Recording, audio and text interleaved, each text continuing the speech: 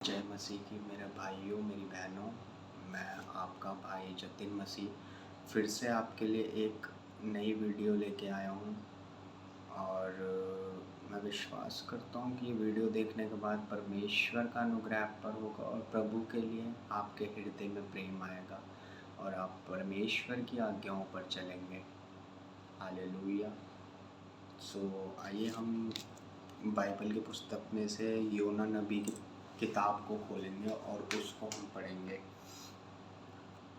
परमेश्वर की आज्ञा का उल्लंघन करना। यहोवा का यह वचन अमित्तै के पुत्र योना के पास पहुंचा। अमित्तै का पुत्र योना के पास पहुंचा। उठकर उस बड़े नगर नीनवे को जा और उसके विरुद्ध प्रचार कर। कि नीनवे को जा और प्रचार कर।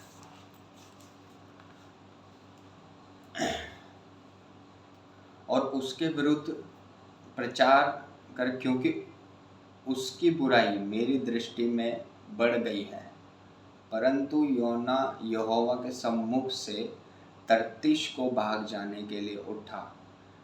मतलब योना नबी ने क्या किया कि उसको परमेश्वर ने कहा था कि तू नीनवे देश को जा और वहाँ जाके प्रचार कर कि यहोवा के विरुद्ध उनका पाप बहुत बढ़ गया। लेकिन उसने क्या किया, उसने नीनवे को ना जा कर के वो तर्तीश की ओर निकल गया, भाग जाने के लिए उठा। और याफा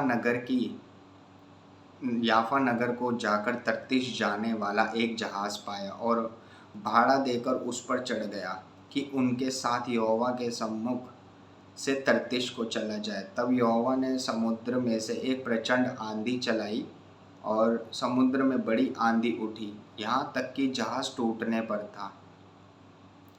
मेरे भाइयों मेरी बहनों, जब हम ऐसे कामों को करते हैं कि परमेश्वर हमें बहुत किसी चीज़ की किसी बात की आज्ञा दे रहा है कि तू, जब वो हमें अपने कामों के लिए चुनता है, जब वो हमें बोलता है कि तू इस काम को कर, और अगर हम वो नहीं करते तो परमेश्वर हमें ताड़ना देता है, हमें मतलब बोलता है कि तुम ये चीज़ ना करो, तुम मेरी बात मानो। तो बहुत सी ऐसी विपत्ति होती है जो हम अपने जीवन में हम अपने ऊपर खुद ही ले आते हैं, लेकिन हमें समझ नहीं आता कि हम क्या कर रहे हैं।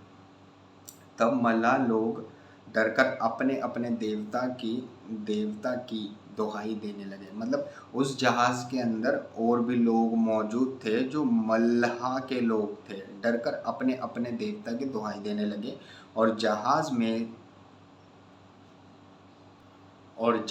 में जो व्यापार की सामग्री थी उसे समुद्र में फेंकने लगे कि जहाज़ हल्का हो जाए।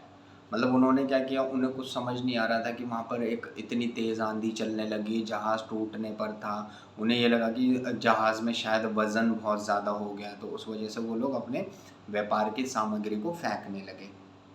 परंतु योना जहाज़ के निचले भाग में से उतरकर सो गया था और गहरी नींद में पड़ा हुआ था। तब मांझी उसके निकट आकर कहने लगा, तू भारी नींद में पड़ा हुआ है, क्या करता है? उठ, अपने देवता की दुहाई दे।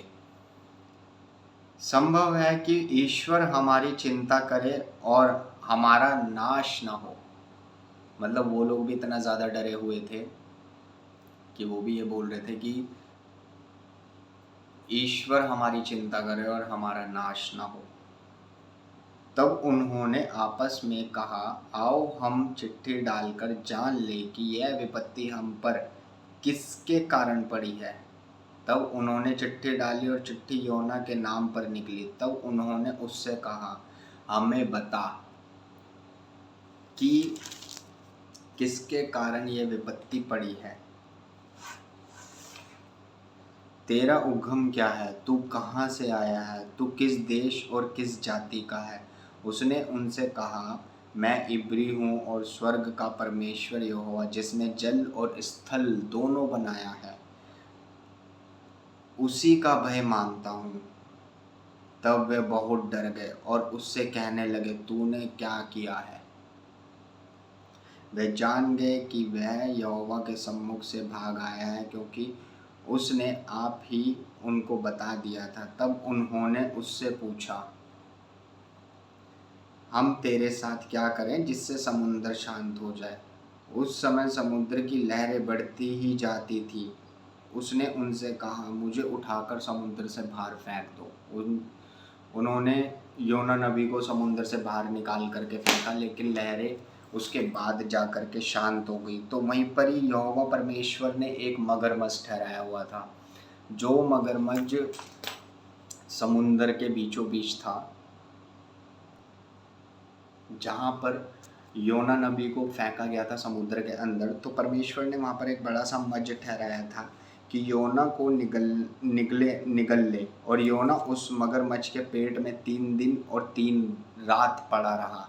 उसके बाद योना ने परमेश्वर से प्रार्थना की, मैं ऊंचे शब्द से धन्यवाद करके तुझे बलिदान चढ़ाऊंगा। जो मन्नत मैंने मानी है उसको पूरी करूंगा। उद्धार यहोवा ही से होता है। तब यहोवा ने मज्झ को आज्ञा दी और उसने योना को स्थल पर उगल दिया। और वो स्थल नीनवे शहर था, जहाँ पर परमेश्वर ने उसको आज्ञा दी थी और योना नबी नहीं गया था।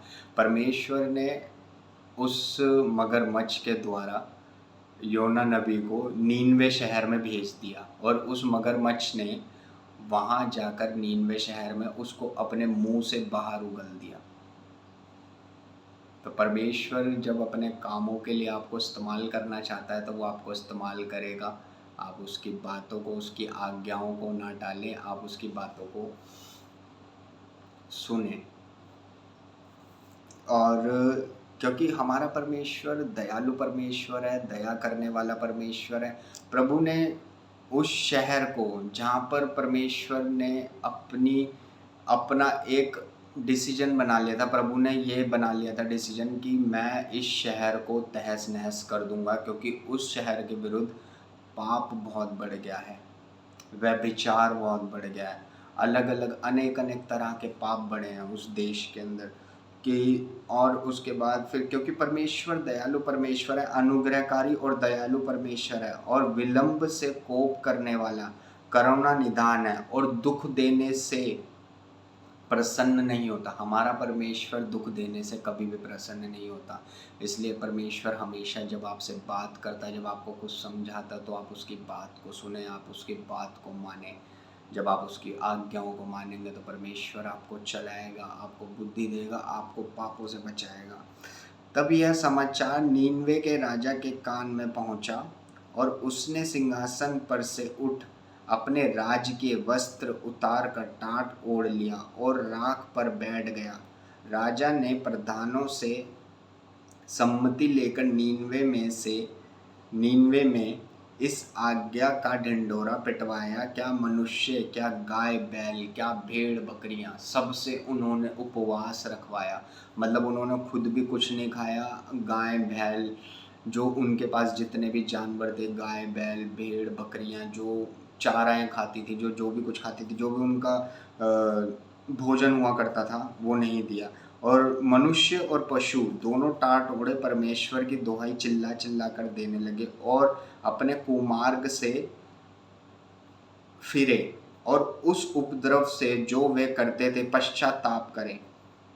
संभव है परमेश्वर दया करे और अपनी इच्छा बदल दे और उसका भड़का हुआ कोप शांत हो जाए और हम नष्ट होने से बच जाएं। जब परमेश्वर ने उनके कामों को देखा कि वे कुमार्ग से फिर रहे हैं, तब परमेश्वर ने अपनी इच्छा बदल दी और उनकी जो हानि करने की ठानी थी उसको ना किया। परमेश्वर ने पापियों को तो चुना, परमेश्वर ने उन लोगों के लिए जो नीनवे शहर के अंदर जो गंदे काम, गलत काम, जो भी पाप हो रहे थे, परमेश्वर ने अपनी जो डिसीजन था परमेश्वर ने उसको चेंज किया। तो मेरे भाइयों और मेरी बहनों, अगर आप लोग किसी ऐसी चीज़ में हो, आपको लगता है कि आपको माफ़ी नहीं मिलेगी, परमेश्वर आपको माफ़ नहीं करेगा, तो प्रभु आपको ज़रूर माफ़ करेगा। आप उसके पास जाइए, आप उपवास कीजिए, प्रार्थना कीजिए, घुटनों पर आइए, उससे दुआएं मांगिए। वो आपकी प्रार्थनाओं को ज़रूर सुनेगा, आपके मनों को, दिलों को चेंज करेगा, आपकी आत्माओं को चेंज करेगा और वो आपको एक सामर्थ्य देगा, एक पवित्र आत्मा के साथ चलने की सामर्थ्य देगा जिसमें आप चल पाएंगे। तो मेरे भाइयों, मेरी बहनों, आप सभी को जय मसीह की। मिलते हैं नेक्स्ट वीडियो में। अगर आपको हमारी वीडियोस पसंद आती हैं, आपको अगर हमारे संदेश पसंद आते हैं, तो हमारे चैनल को सब्सक्राइब करें, वीडियो को लाइक करें और शेयर ज़रूर करें। Thank you so much.